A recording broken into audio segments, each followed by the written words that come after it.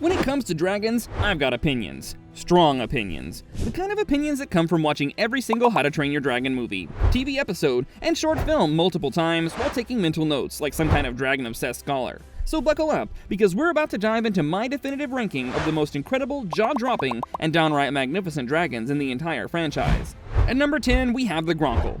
I know what you're thinking. Really? The chubby boulder-eating dragon that looks like it should barely be able to fly? Yes, really. Hear me out on this one. Gronkles are the underdogs of the dragon world, and I absolutely love them for it. These stocky, bumbling dragons with their tiny wings shouldn't work aerodynamically, and yet there they are, zipping through the air with surprising agility. Meatlug, Fish Legs Gronkle, prove that these dragons are so much more than comic relief. They eat rocks, any kind of rocks, and can shoot lava blasts that can either destroy enemies or create instant fortifications. They're essentially flying foundries. During the Dragon Rider's adventures, Meatlug has created everything from weapons to building materials just by munching on the right combination of minerals. That's not just cool, that's strategically invaluable.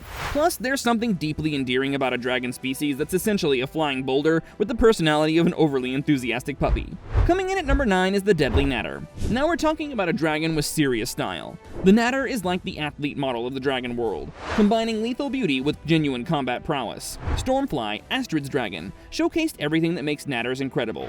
They're fast, agile, and covered in spikes that they can shoot with sniper-level accuracy. But what really sells me on Natters is their pride and personality. These dragons have an elegance to them, a certain dignified air that makes them feel like the noble warriors of the dragon species. The Natter's magnesium fire breath burns hotter than most other dragons, and their tail spines are basically unlimited ammunition for long-range combat. They're the perfect blend of grace and lethality. Watching Stormfly perform aerial maneuvers while Astrid takes down enemies is like watching a deadly ballet, and I'm here for every second of it. What bumps the Natter up my list is their loyalty and intelligence. These aren't just beasts you ride, they're partners who will have your back in any situation. Stormfly's relationship with Astrid proves that Natters form deep, meaningful bonds with their riders that go beyond simple training. At number 8, I'm putting the hideous Zippleback. 2 heads are better than 1, and in this case, 2 heads attached to the same dragon body create something uniquely terrifying and fascinating. Barf and Belch, Rough Nut and Tough Nut's dragon, embody everything chaotic and wonderful about the Zippleback species. One head breathes flammable gas, the other creates sparks. Separately, they're interesting. Together, they're a flying explosion waiting to happen. What I love about Zipplebacks is how their dual-head nature creates this built-in partnership dynamic. The heads have different personalities. Sometimes they agree, sometimes they bicker, but when they work together, they're devastatingly effective. It's like having a buddy cop movie happening on the back of a single dragon. The tactical applications are brilliant too. Need to create a smokescreen? Gas head. Need to blow something up? Coordinate both heads. Need to confuse both enemies? Have the heads go in different directions and watch your opponents lose their minds trying to track both threats simultaneously.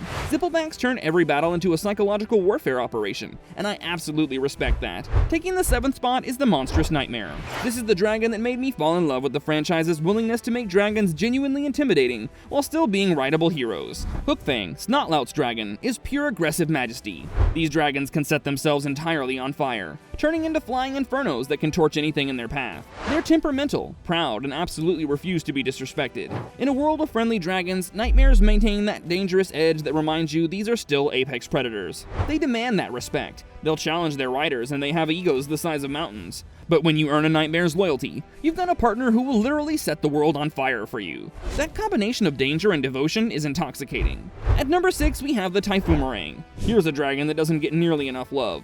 And that's a crime, because Typhoons are absolutely incredible. These dragons are living missiles. They can ignite themselves and fly in circular patterns, creating rings of fire that can cut through basically anything. They're incredibly rare, incredibly powerful, and incredibly cool looking with their sleek aerodynamic design. What puts the Typhoon on my list is its uniqueness. While other dragons might be stronger or more common, the Typhoon represents the sheer creativity of the dragon world. It's a specialist, designed by nature to do one thing extraordinarily well: be an unstoppable aerial assault weapon. The way they move through the air, the precision of their attacks, and their raw power make them feel like the fighter jets of the dragon world. Coming in at number 5 is the Skril, Lightning Dragons. Lightning dragons. How is that not the coolest thing you've ever heard? The Skril is what happens when you take a dragon and give it control over electricity. They can channel lightning, store it in their bodies, and release it in devastating blasts. They are faster than most dragons, more aggressive than most dragons, and they can fly in thunderstorms, using the weather itself as a power source. These aren't gentle creatures. They're wild, untamed forces of nature that remind you that dragons are dangerous. The Skril from the TV series showed us that some dragons resist domestication not because they're evil, but because they're simply too wild, too free, too powerful to be contained. The design is perfection too. Spiky, streamlined, crackling with energy. Every appearance of a Skril raises the stakes because you know something spectacular, and probably explosive, is about to happen. They're the storm itself given wings and teeth. At number 4, I'm putting the Bewilder Beast. When you want to talk about absolute units in the dragon world, you start and end with the Bewilder Beast. These colossal dragons are the alpha species, kings of dragons, capable of controlling other dragons through their will alone. They're the size of mountains, creating massive ice structures, and command respect from every other dragon species through their sheer presence and power. What I love about Bewilder Beasts is how they represent leadership and responsibility in the dragon hierarchy. They're not just powerful, they're protectors. A good Bewilder Beast creates sanctuaries for other dragons, provides for them, and defends them against threats. They're proof that with great power comes great responsibility, even in the dragon world. The battle between Valka's Bewilder Beast and Drago's Bewilder Beast is one of the most epic sequences in the entire franchise. Watching two alpha dragons clash while every other dragon watches is like witnessing a battle between gods, and the emotional weight of that conflict elevates the entire story. Taking the third spot is the Stormcutter. Cloudjumper deserves all the recognition, because Stormcutters are magnificent in every possible way. With their 4 wings and owl-like design, Stormcutters are the wise elders of the dragon world. They're intelligent, graceful, and possess a nobility that few other species can match. Cloudjumper's relationship with Valka showed us that dragons can be more than companions. They can be life partners who shape your entire destiny. What makes me love Stormcutters is their elegance combined with their power. They're not the biggest or the strongest, but they move through the air like poetry, and they possess a wisdom that makes them perfect partners for riders who think strategically rather than just charging into battle. The 4-wing design is brilliant both aesthetically and functionally. It gives them unmatched maneuverability and the ability to hover in ways that other dragons can't. They're like the helicopter gunships of the dragon world, able to hold position, strike precisely, and adapt to any aerial situation. At number 2, we have the Light Fury. Some might say that putting the Light Fury this high is recency bias, but I genuinely believe this dragon deserves the recognition. The Light Fury represents evolution and adaptation. While Night Fury is adapted for night hunting, Light Fury is adapted for daylight stealth, developing the ability to turn invisible by superheating their scales. That's not just cool, that's a game-changing ability that makes them nearly impossible to track or combat. What really sells me on the Light Fury is what she represents thematically. She's wild, untamed, and represents the possibility of dragons living free from human influence. Her relationship with Toothless isn't just cute, it's symbolic of 2 worlds meeting. The world of dragons domesticated by humans, and dragons living in their natural state. And finally, at my number 1 spot, we have the Night Fury. Was there ever any doubt? Toothless isn't just my favorite dragon, he's the heart and soul of the entire franchise.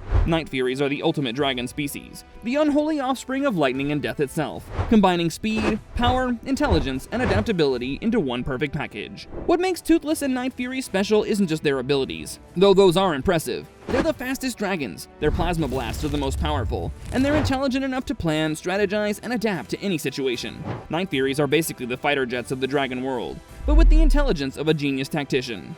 But it's the relationship between Toothless and Hiccup that elevates the Night Fury to legendary status. Their bond isn't built on dominance or training. It's built on mutual respect, friendship, and genuine love. Watching them learn to fly together, overcome obstacles together, and ultimately change the world together is what makes How to Train Your Dragon special.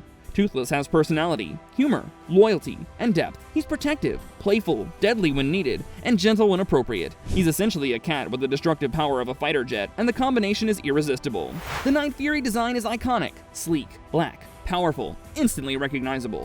Every appearance is memorable, every flight sequence is breathtaking, and every character moment lands with emotional weight. Dragons aren't just monsters to be conquered, they're individuals with personalities, abilities, and relationships that make them feel real. That's why How to Train Your Dragon is one of the best movies ever. And while we're still on this, click on this next video about 20 things you missed in How to Train Your Dragon. Go ahead, click it.